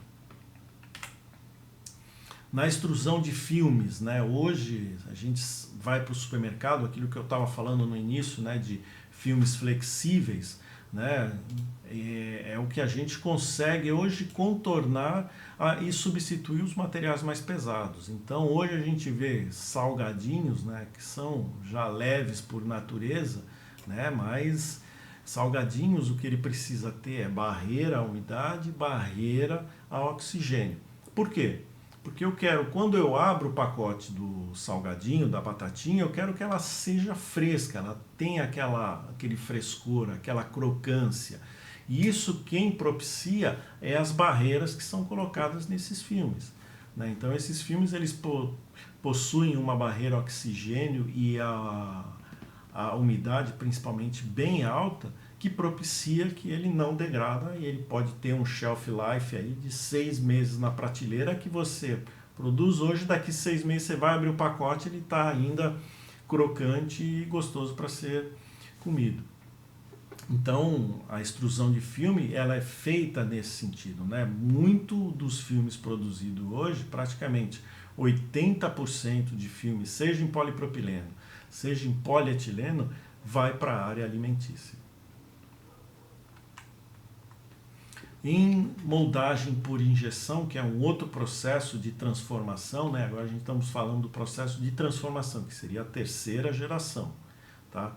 Então, outro processo de transformação é a injeção, onde eu preciso ter o meu polímero com um peso molecular menor para que ele consiga preencher a peça. Né? Então, consigo produzir esses potes de sorvete, né? Consigo produzir esse para-choque de carro, cadeira, consigo produzir esses porta-amostras aqui, os utensílios domésticos, né, ventiladores, máquinas de lavar. Hoje se utiliza basicamente só polímeros. Né? A parte de contato com o sol em cadeiras, aqui tanquinhos, organizadores, utensílios domésticos, baldes. Então você vê a infinidade de aplicações que você tem aqui, tanto polipropileno quanto polietileno. Na parte de sopro, que é um outro processo, o sopro como que é? Você faz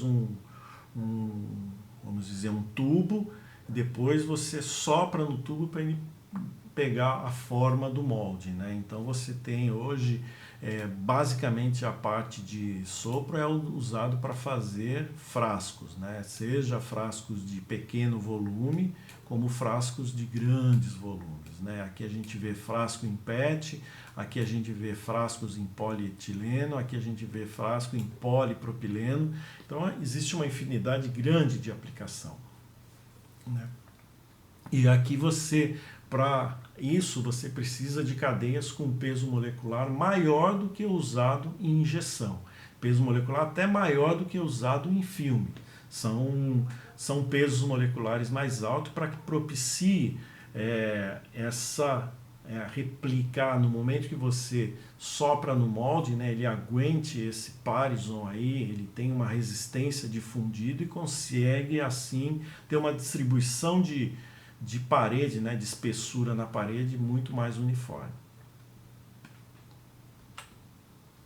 Termoformagem, né, termoformagem e extrusão de Raff. Agora aqui a gente está falando de extrusão. Extrusão é alto peso molecular, é baixo índice de fluidez, mas é alto peso molecular. Então hoje margarina Quali, né, todos os potes de margarina hoje produzidos são feitos em polipropileno, e polipropileno. Aqui é um homopolímero para dar uma rigidez, né? Ter esse pote aqui bem rígido. Os copos descartáveis que a gente vê, né, são transparentes. As pastas, né, que são feitas em chapas de polipropileno.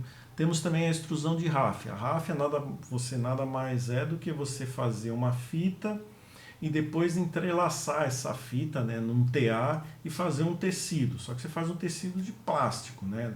Ele é diferente daquele não tecido que a gente viu no início das fibras, porque as fibras são muito finas. Ele é feito na ordem de micras. Aqui a gente está falando de milímetros, então é uma fita mais grosseira, vamos dizer, mas ela tem uma resistência mecânica extremamente alta, justamente para fazer big bags, né, para você transportar altos volumes. E aqui ele vai muito para o setor agrícola, para o setor industrial, que faz o transporte de grandes volumes, né? Um big bag desse ele aguenta até 3 toneladas de produto sem qualquer problema. E hoje, basicamente, aqui eu estou mostrando para vocês materiais que são feitos em polipropileno, tá? Aqui não se usa muito polietileno, não. Em polietileno a gente usa bastante filmes, né? Os filmes em polietileno são alimentícios, o grande uso de polietileno. Então, filmes para empacotamento automático, né, que você tem arroz, feijão, né, toda aquela embalagem que a gente vê é um polietileno. As sacolinhas, né, que a gente vê bastante em supermercado ou para você colher vegetais ou frutas, né, todas elas são feitas em polietileno.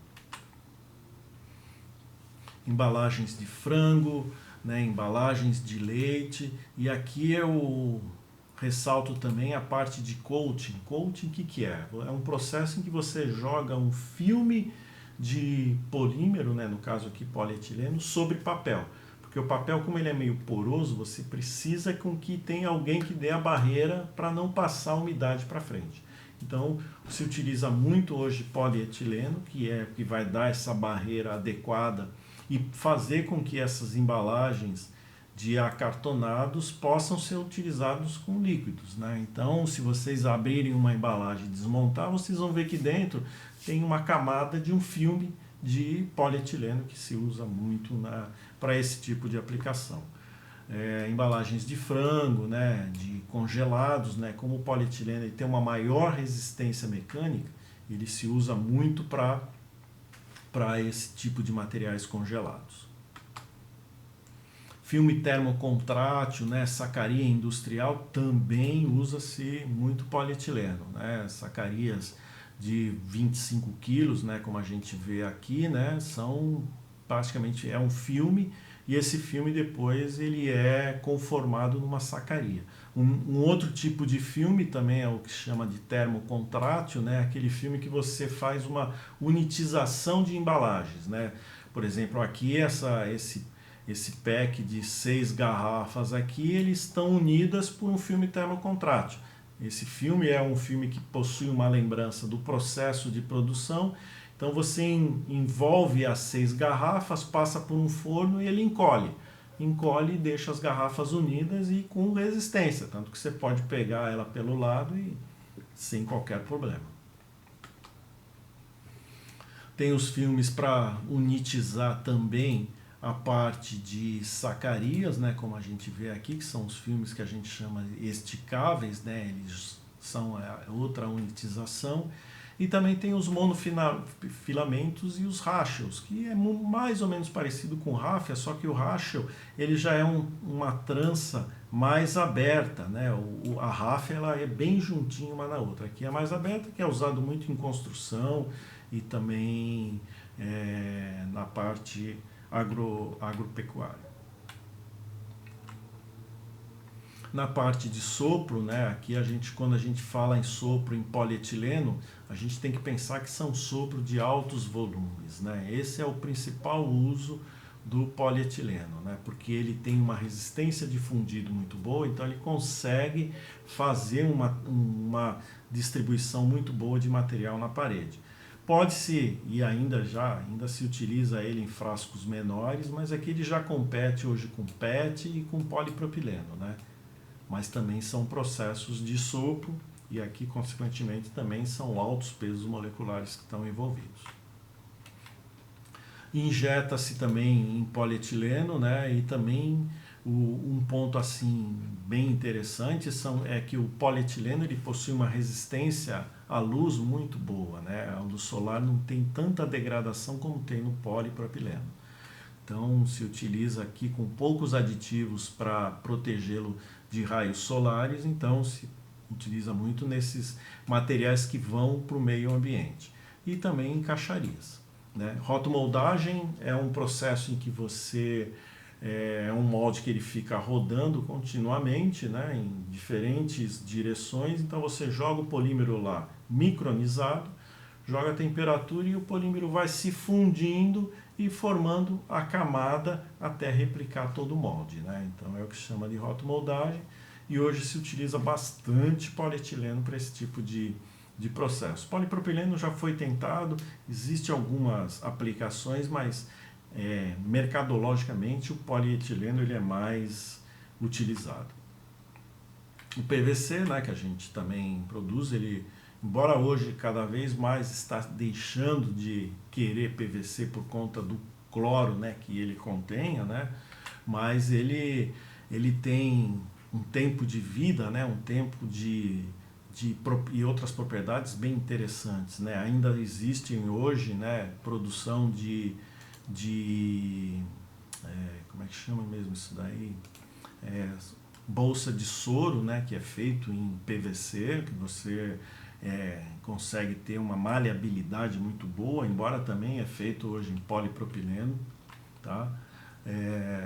Aí você tem um tempo de uso, né, maior para fazer brinquedos, né, que é basicamente o que sempre foi o forte do polietileno na questão de brinquedos, na parte de bonecas, né, e tal. O PVC ele também é usado para fazer hoje bastante a parte de piso, né, e fios e cabos. E aí quando a gente fala em termos mais de longa duração, né, a gente está falando em tubos e canaletas que hoje tem uma durabilidade muito boa.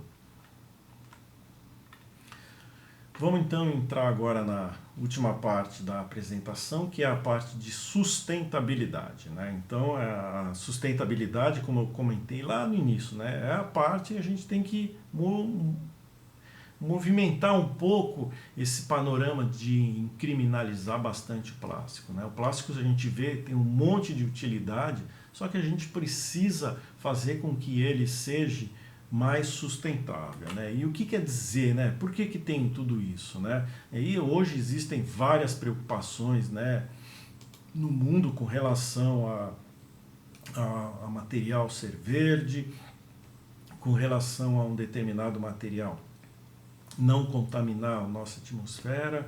Então já existe, né, hoje já existem essas estatísticas, né, que mostra que será necessário cerca de 1,5 planeta para produzir, regenerar e absorver tudo o que consumimos nos nossos padrões atuais. Então a gente precisa rever as nossas matrizes energéticas, o que a gente gasta, né? E você vê que somente 16% da população do planeta é responsável pelo consumo de 78% dos recursos naturais disponíveis. Então aqui é a região, né, dos países mais desenvolvidos. Então em 2017, mais de 2 bilhões de pessoas não tinham acesso à água potável. E é esperado que em 2050 sejam adicionados mais outros 2 bilhões de indivíduos no planeta. Então a gente precisa mexer com o nosso processo, né? Evitar que o impacto da atividade humana seja tão marcante para os nossos filhos, os nossos netos, bisnetos, a nossa continuidade nesse planeta. Então a gente precisa diminuir o aquecimento global, ter uma emissão menor de CO2, né? Precisa ter esse aquecimento que esse CO2, né, está provocando nos oceanos. Então, são várias ações que a gente tem que tomar e o plástico faz parte de uma delas, né? A gente vê outros segmentos de mercado também tomando suas devidas ações, mas o plástico também tem a sua contribuição. E é em cima disso que se pensa, né, nessa políticas dos 5 R's, né, em você repensar sobre o processo socioambiental que você tem, reduzir, né, a sua geração de lixo, ou reduzir o seu consumo, recusar o envio, o consumo exagerado e desnecessário de alguns produtos, né, reciclar e reutilizar também o seu bem final. Então, são em cima desses pontos hoje, né, principalmente reutilizar e reciclar, que se trabalha bastante na indústria de plásticos, né? Então, o objetivo, logicamente, é acabar com essas imagens negativas que hoje a gente vê bastante, né? Que a gente vê plástico no mar, que a gente vê os canudinhos que eram de plástico, agora são de papel, que você usa um pouco, já não consegue mais utilizar ele de uma forma adequada. Então a gente tem que repensar mesmo como que a gente vai tratar tudo isso, né? E é em cima disso que a gente tem que repensar a ferramenta de negócio de sustentabilidade, né? Tanto a Braskem como outras empresas já estão pensando nisso. E uma primeira coisa que surge nós temos que deixar de pensar como uma economia linear, né? A economia linear, o que era, né? Esse é aquele filme Tempos Modernos do Carlitos, em que cada homem tinha uma contribuição na peça que estava sendo produzida, né? Então, primeiro ele tinha uma função X que passava para o segundo que apertava e esse daqui martelava e esse daqui fazia isso. Então era o que chamava de economia linear. Um fazia até chegar à etapa final. A gente tem que ver que esse modelo ele é antigo, ele é desde da época da Revolução Industrial, né? Então, se a gente for pensar em termos dos produtos que a gente vê no mercado, o que a gente vê, né? O que a gente pensa que quando eles foram desenvolvidos, né, sacolinha, a garrafa que está lá, a rede que ficou no pescoço da tartaruga e tal, esses materiais, quando eles foram pensados, eles foram desenvolvidos sem muito pensar numa economia que não fosse a linear. Então eles pensaram justamente nisso. Vou produzir um negócio que ele vai lá para frente e eu não vou me preocupar direito o que vai acontecer depois. Então isso é a economia linear, né? Ou seja, você tem o uso da matéria-prima, produz, distribui, descarta e joga no lixo. Você não se preocupa mais com aquele lixo. O lixo vai para um aterro e tal, então ele vai ter o fim dele. Mas só que a gente hoje não pode mais pensar assim.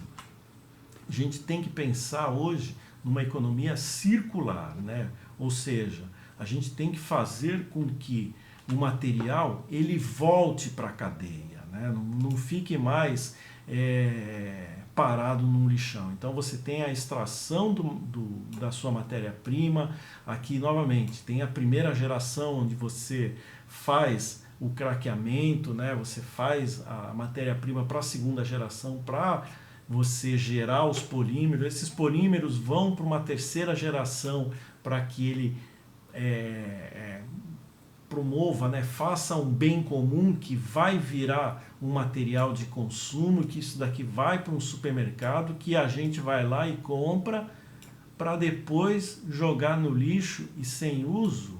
Olha quanta energia está envolvida em produzir tudo isso para a gente jogar fora, né? Então a gente tem que pensar numa economia circular, em reaproveitar essa energia, seja trazer esse material de volta para a cadeia, né, por uma reciclagem mecânica ou por uma reciclagem química. Mas o importante que é trazer ele de volta, não jogar fora, né? Então foi daí que agora a gente muito se discute sobre economia circular, que é o quê? É você trazer de volta aquele material para a sua cadeia, não ter uma finalidade de um depósito, de um lixão. E aí agora existem vários, né, vamos dizer, formas disso, né? Já existem as coletas seletivas, né, por cores. Esse material ele chega num determinada cooperativa, ela separa diferentes formas de separação, né, dos materiais, e é por isso que é importante, né? São pessoas que trabalham para separar aquele lixo que vai ser reaproveitado. Então, o esforço da separação é super importante para que essas pessoas na cooperativa tenham um trabalho facilitado sem contaminar essa reciclagem.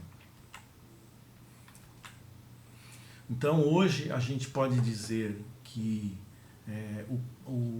existem as duas formas de reciclagem, né? Seja a mecânica, em que eu jogo o material de volta para a minha cadeia. Essa reciclagem mecânica, o que é? Eu pego, vamos dizer, um copo, eu sei que ele é de polipropileno, moo aquele copo, é polipropileno, misturo com polipropileno virgem e continuo utilizando aquele material.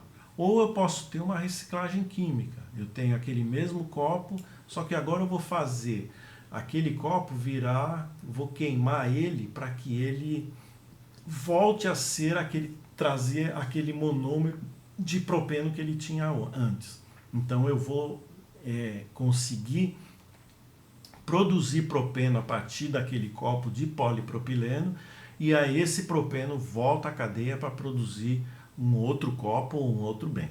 Então são as duas formas de processamento, né, que a gente tem, né, na parte de reciclagem mecânica. Hoje a gente já vê bastante cadeiras sendo produzidas com materiais reciclados, e na parte de reciclagem química é o processo químico de pirólise, né? Esse processo químico nada mais é do que você colocar temperatura e pressão sobre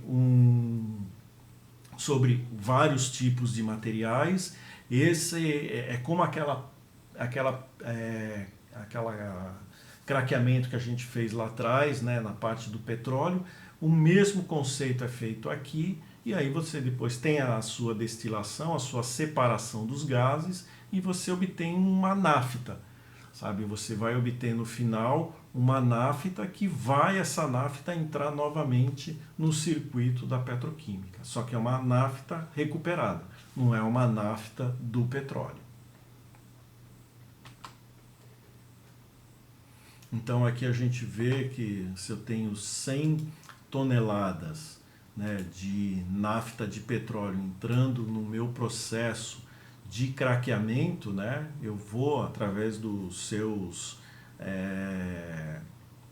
do meu balanço de massa, eu vou obter do rendimento 98 toneladas de materiais mais nobres, né? E desses materiais estão o eteno, o propeno, o butadieno, aromáticos, gasolina e tal. Se eu entro com essa nafta da pirólise, né? Essa nafta que eu retirei desse processo aqui de pirólise, ele vem vem junto com a nafta fóssil. Então eu estou misturando a nafta que eu obtive de várias embalagens, né, que foi produzida por pirólise. Ele produz uma nafta e essa nafta entra no processo de craqueamento normal. E aí eu consigo, em cima disso, obter um produto final em que eu vou ter uma percentual de nafta recuperada, né, que é essa porção, misturada com uma porção de nafta fóssil. Né? Então eu estou recuperando, né, aquele material que antes ia para o lixão, estou trazendo ele de volta, ele vai virar um propeno e vai virar polipropileno e vai continuar na cadeia. Quer dizer, eu estou tirando o material do lixo, estou tirando o material que poderia contaminar o meio ambiente. Então isso aqui é a parte da reciclagem química. Como mensagem final, eu só queria falar que plásticos tornam a nossa vida melhor, elas não atrapalham, né? Embora a imagem do plástico hoje ele tenha assim toda esse cunho, né, de contaminar o meio ambiente, mas a gente não consegue viver sem plástico. A gente vai ser muito complicado. Por exemplo, a gente viu agora nessa questão da Covid, seringas tinham que ser de plástico. Não tem como voltar a ser seringa de vidro para você esterilizar, ter todo um processo complicado de ver se a esterilização realmente é adequada. Então, o plástico melhorou a vida da gente, continua melhorando. E as suas vantagens é que fazem com que ele seja cada vez mais utilizado em todos os setores. O que a gente precisa pensar hoje é a sustentabilidade de reuso ou de reciclagem desse plástico. Agradeço aí a presença de vocês e volto a falar. Se vocês tiverem alguma dúvida, tem aí o meu e-mail, pode entrar em contato comigo, ou então com a própria professora, e boa sorte aí para vocês.